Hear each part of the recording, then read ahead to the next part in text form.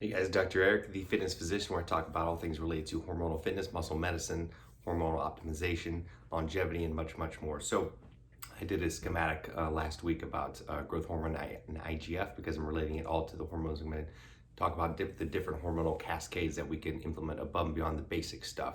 It gets very complex and deep. So, I'm going to do today a little primer on, I'm going to back up a little bit on talk about aging and specifically growth hormone and aging. And we're going to talk from the top down, right? How it works from our hypothalamus, pituitary gland, the growth hormone IGF, all the way down. And then we're going to look at all the other hormones and how they interplay and kind of relate those to a lot of the other videos I've done. So we're talking about growth hormone and aging today. So just a little primer. So aging, what is it? It's actually, we're seeing more and more that it's a disease process, right? We're finding that obviously a lot of the disease that we're encountering today are related to just not just wear and tear in the bodies and things wearing out, but why? Again, I talk about all things related to cellular medicine. We're treating the body at the cellular level.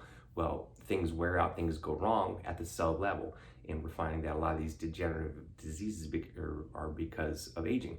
And some people think that, oh well, we get older, things get worn out. That's why we start feeling this way. Sometimes it's the other way around, right? So things that aging itself is a disease process and if we can fix the cellular maladaptations that occur, we can prevent or at least slow that down. We're not going to stop the clock, or we're not going to stop aging, but we can slow down that process. We can add quality of life to years and add life to those years, right? That's what we do with hormones. That's what we do with peptides and nutritional strategies and much, much more. So if we could fix the cell at the cellular level, we can slow down this process and then stop that degeneration. And then a lot of these disease processes will not occur because we're fixing the cell itself. That's why these things happen, because aging itself is because of different things that are not enabling the cell to work properly. And again, a lot of this comes down to lifestyle with sleep and nutrition and exercise, and it has to do a lot with toxins. We're exposed to so many toxins. I'm doing like more of a deep dive into true detoxification of the cell, removing and allowing these receptors and these cell membranes to operate the way they're supposed to. I'll talk about that in future videos as well. So, in aging itself, as the disease state, what happens? We have, instead of, I did a video before about called the muscle fat axis and the anabolic catabolic axis, right? In the early years of our life, we're building, we're anabolic, and then later on we get more catabolic. So aging is more about increased catabolism, or more of a catabolic state. We're starting to break things down. Our skin's getting thin, our muscles are weakening, our bones are weakening. Again, we can slow that down. It doesn't have to be the case. We're not going to be anabolic like we were when we were 16, but we can balance out that anabolism and catabolism. There's also an increased oxidative state. There's more oxidation, free radicals.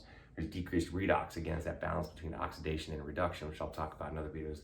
The NAD, NADH that you hear about a lot. That's why you hear a lot about NR and NMN and all these NAD supplements and things. And you don't just want to use those willy-nilly. You can actually cause harm to your body if you don't do it properly. So you got to fix some other things first. It's much more complex than that. Unfortunately, there's a lot of internet gurus out there saying, oh yeah, give NAD and you can buy these peptides online and all this crap. And you can't be messing around with your body like that, guys. There's so much more to it than that. But anyway, we want to fix. I don't want to get too much into biochemistry, but this is what's happening. It's called redox, that balance between oxidation and reduction. That's why you can take too many antioxidants and cause harm, or take not enough. It's a balance. It's not just antioxidants. It's, again, all these things at the cellular level, which I'll talk about.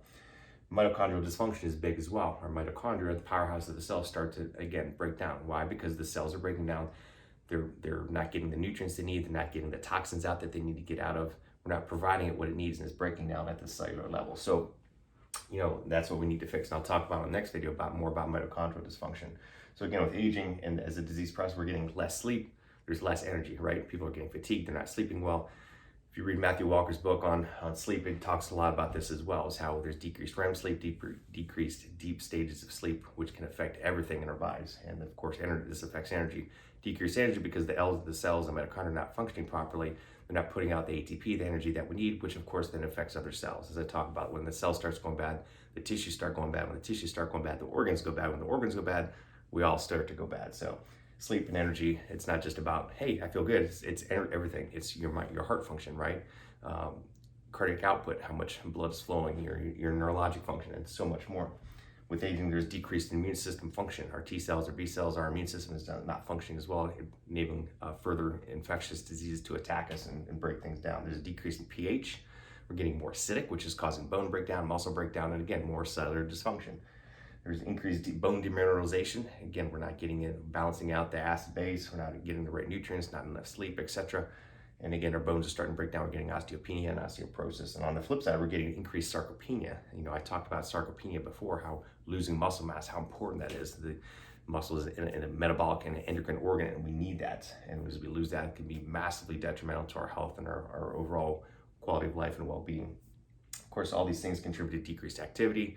Our muscles are weaker, bones are weaker, we're less sleep, less energy, so we're gonna be less active, which of course sedentary lifestyle causes all kinds of problems, not just with old people. Heck, I see 19, 20-year-olds who are very inactive, and they look like, and they feel terrible. They're gaining weight, they're getting inflamed because they're not moving. And if you're already doing this when you're older and got all these other things going, it's gonna make it even worse. So I'm gonna talk next video about mitochondrial dysfunction. This is the beginning of the process of the aging process, how it's the disease process, how we can fix that and reverse that with all these therapies. So anyway, so tune to the next one and like this post, tag it, share it, and we will talk to you guys soon.